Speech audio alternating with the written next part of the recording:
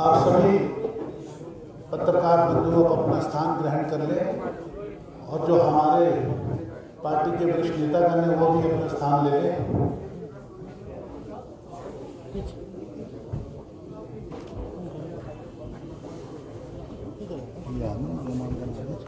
नहीं वो तो नहीं तो मैं पहले आपको बोलता हूँ मैडम, आप बोलना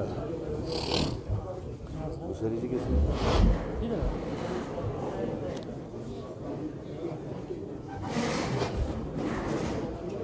एक बार फिर से सभी पत्रकार बंधुओं का हिमाचल कांग्रेस की तरफ से हिमाचल कांग्रेस कमेटी के राजीव भवन में आपका बहुत बहुत स्वागत।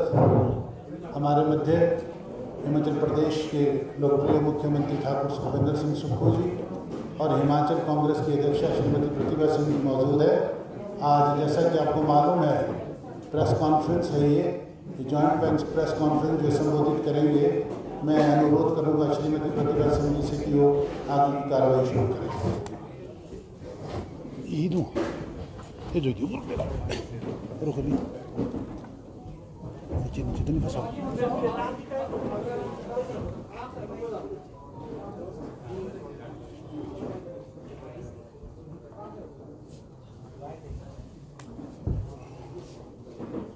आज की प्रेस कॉन्फ्रेंस में आए हिमाचल प्रदेश के माननीय मुख्यमंत्री ठाकुर सुखविंदर सिंह सुक्खू जी, हमारे मेयर साहब, डिप्टी मेयर रजनीश किंदा जी, हमारे छात्र साहब और सभी पार्टी के वरिष्ठ नेतागण, सभी आदर के योग्य हमारे पत्रकार बंधु।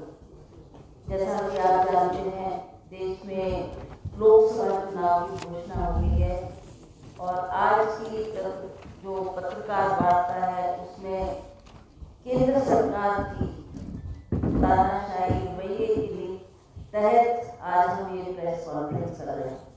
आप सब जानते हैं कि इस मई में इन्होंने जो निर्णय लिया और जो आयकर विभाग ने हमारे अखिल भारतीय कांग्रेस कमेटी के बैंक के खातों को फ्रीज किया है, ये एक बहुत गंभीर विषय है और ये जानते हैं कि ऐसा करने से इनके पास पैसे का अभाव होगा और बहुत सी मुसीबतें कांग्रेस पार्टी के लिए इन्होंने खड़ी कर दी है। तो आज इस वार्ता पर हमारे मुख्यमंत्री जी इस पर प्रकाश डालेंगे। मैं इनको प्रेस वार्ता के लिए संबोधित करने के लिए आग्रह करूँगी।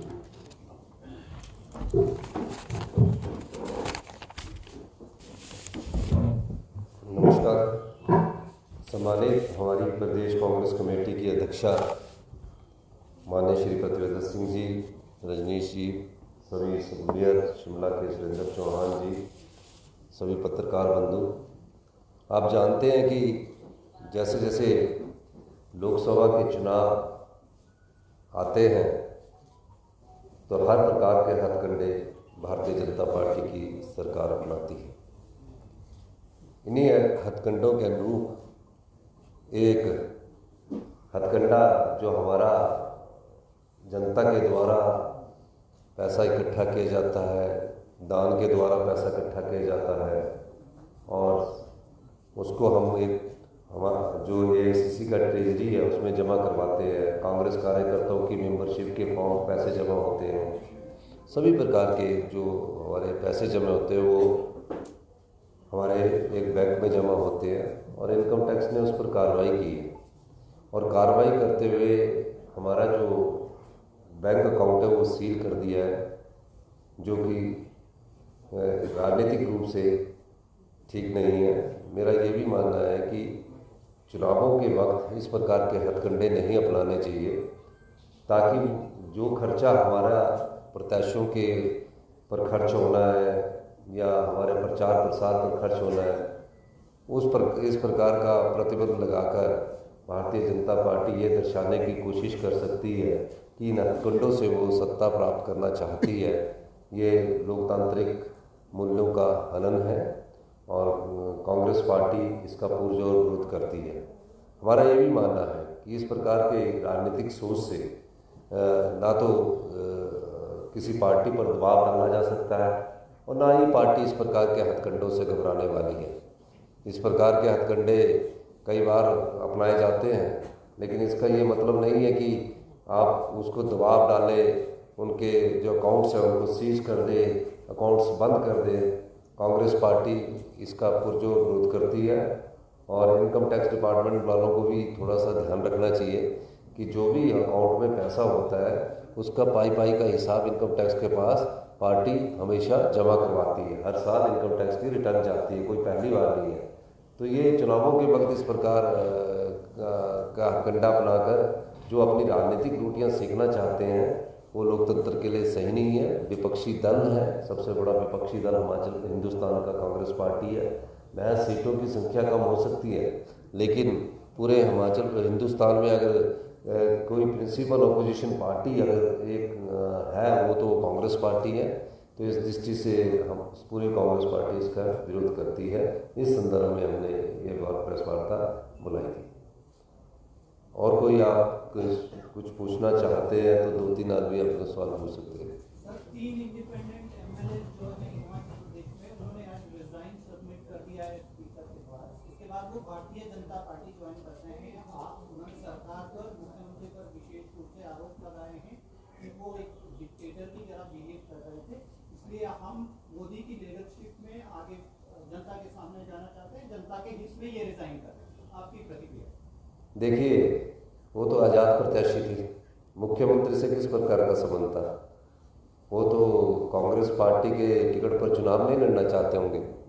जब आज़ाद प्रत्याशी थे तो उनको रिजाइन नहीं करना चाहिए था और उनको जनता की भावनाओं के अनुसार कार्य करना चाहिए था। अब क्यों आज़ाद प्रत्याशी क्यों रिजाइन कर रहा है, ये गहराई से छानबीन करने की जरूरत है आप लोगों को भी, कि क्या कहीं नोटों के दम पर तो नहीं उन्होंने अपने ईमान को गिरवी रख दिया था और दबाव इतना था कि उनको इस्तीफा देना पड़े। वो तो ना कांग्रेस के थे ना भारतीय जनता पार्टी के थे। उन पर किस प्रकार का दबाव था? क्या किस प्रकार से वो आगे इस प्रकार के बात जाहिर कर रहे हैं? और आप ही हेलीकॉप्टर में रहे हैं और आप ही सीआरपीएफ की सिक्योरिटी में आ रहे हैं और जा भी हेलीकॉप्टर में रहे हैं। तो आप बताइए, इतना सारा धन का प्रयोग क्या लोकतंत्र के लिए अच्छा है? और किस तरह वो चुनाव जीत कर अगर आज़ाद प्रत्याशी आते हैं और आज़ाद चुनने के बाद वो फिर उस क्षेत्र की जो 25-30 हज़ार लोगों ने जिन्होंने उनको वोट डाला है, जिनके दम पर वो चुन कर आए, उनकी भावनाओं से तो नहीं खिलवाड़ कर रही है आज़ाद प्रत्याशी। तो ये चीज़ें समझने की जरूरत है। और हिमाचल प्रदेश में इस प्रकार की जो लोकतांत्रिक प्रक्रिया को कमज़ोर करने की कोशिश है, हिमाचल की जनता इसको कभी सहन नहीं करेगी। और मुझे आप ही के द्वारा पता लगा कि उन्होंने इस्तीफ़ा दिया है, तो कुछ गलत किया होगा ना तभी दिया इस्तीफ़ा।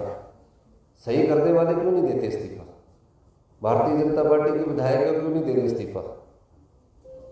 तो किसी न किसी तरह जब ये लोग देखते हैं, भारतीय जनता पार्टी ये देखती है कि जनता के वोट से जब इन्हें सत्ता नहीं मिलती, जनता के वोट से सत्ता में नहीं आते, तो कोशिश ये की जाती है कि नोट के दम से सत्ता हथियाई जाए और लोकतांत्रिक मूल्यों की हत्या की जाए। धन्यवाद। सर, लोकसभा चुनावों में जिस तरह से हत्या हो रही है लोकसभा इसके संविधान की, तो किस तरह देखते हैं आप? देखिए, लोकसभा चुनावों में मुद्दे राज्यों के अलग होंगे, लेकिन हिमाचल प्रदेश में जिस प्रकार का घटनाक्रम हुआ 75 साल के इतिहास में इस प्रकार का नहीं हुआ। जनता सब जानती है, हिमाचल की जनता बड़ी जागरूक है, इसलिए वो 5 साल के बाद दूसरी बार चुन के भेजती है। तो इसलिए आप अभी धीरे धीरे जहाँ भी मैं गया हिमाचल प्रदेश में, तो मुझे ये लगा कि जनता का मन है और जनता ये मानती है कि चुनी हुई सरकार को गिराना लोकतंत्र के हित में नहीं। मैडम, आप प्रदेश के कांग्रेस पार्टी के अध्यक्ष हैं और आप बार ये स्टेटमेंट देते हैं कि मुख्यमंत्री काम नहीं कर रहे हैं या कार्यकर्ताओं का मनोबल गिर रहा है। तो आपकी स्टेटमेंट से अभी आप चुनाव में जा रहे हैं, तो ऐसा नहीं लगता कि जो कार्यकर्ता है वो बहुत ज्यादा डिमोरलाइज हो जाएगा? देखिए, इसी के साथ में एक क्वेश्चन और जोड़ना चाहता हूँ। नहीं, पहले मैं आपके उस प्रश्न का जवाब दे देती हूँ। ये आप मेरे मुंह में शब्द डाल रहे हैं। मैंने कभी भी ये नहीं कहा कि मुख्यमंत्री काम नहीं कर रहे। Please take back your words. I never speak like that. I never speak against the Chief Minister or the government. That is my personal decision that I have taken. ये क्यों आप बोल रहे हैं कि आपने मुख्यमंत्री को ऐसा बोला कि काम नहीं कर रहे? नहीं, जिसने भी पूछा ये गलत प्रश्न है आप। और मैं एक बात कहना चाहूँगा, ये प्रेस कॉन्फ्रेंस हमारी जो है वो स्पेसिफिक है, और आप सब लोगों को और कोई सवाल कोई लोकतंत्र से संबंधित पूछना चाहते हैं, अच्छी बात है, नहीं तो आप लोगों को मैं आमंत्रित है। कार्यकर्ता एकजुट होकर मैदान में उतर चुका है, और कोई चिंता की बात नहीं। चुनावों के वक्त आपको कार्यकर्ता का, मैं खुद 20 जगह जा चुका हूँ अभी, और अभी और जा रहा हूँ। अभी हमारे इकट्ठा ही सब लोग हम जा रहे हैं। आप सबको बहुत बहुत धन्यवाद। जय हिंद।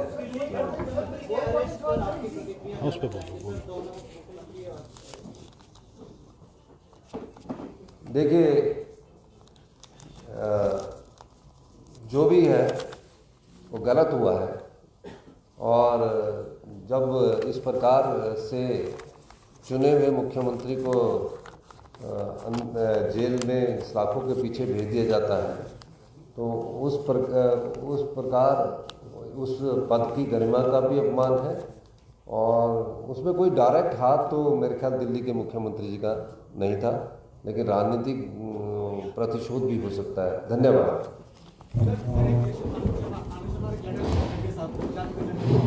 आप सब लोगों को स्नैक्स और चाय के लिए आमंत्रित करते हैं प्लीज।